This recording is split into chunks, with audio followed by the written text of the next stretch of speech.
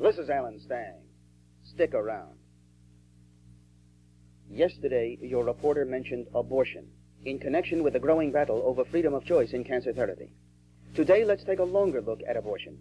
On January 22, 1973, the U.S. Supreme Court struck down all state laws against it during the first 6 months of pregnancy.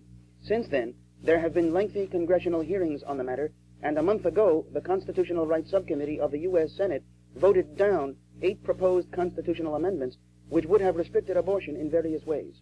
The leader in that campaign to save abortion was Indiana Senator Birch Bayh, the subcommittee chairman, who told reporters after the votes that he sympathizes with the position of the people who are in favor of life and against abortion.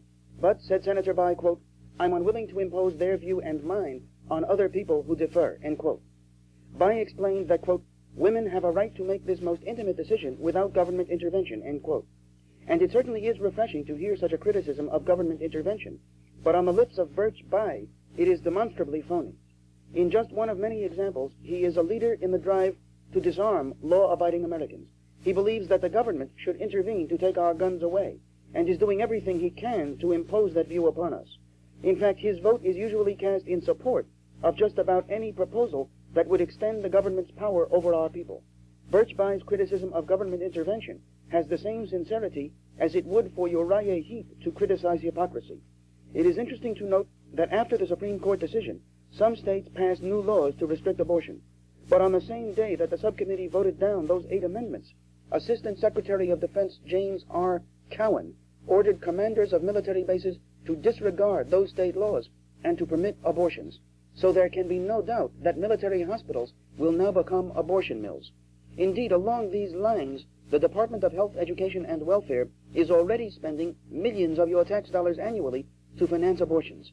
HEW's Medicaid program now spends between $40 and $50 million a year to abort between 222,000 and 278,000 babies.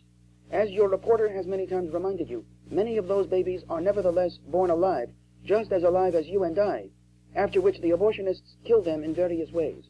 In fact, the word is that the reason so many nurses oppose abortion is that they just can't stand the screaming. Finally, let us return to the crucial question of government intervention. As we have seen, the abortionists claim to be against it.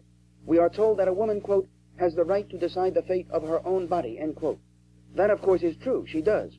And so does her unborn baby. In previous broadcasts, your reporter has mentioned several cases in which defendants have been held liable for harm done to babies still in their mother's wombs.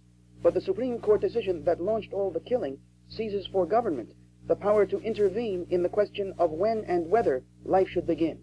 I'll be back in a minute. If government has the power to say when life should begin, it also has the power to say when life should end. And now notice that the so-called liberals who favor abortion are generally the same people who are beginning to favor doing away with old people.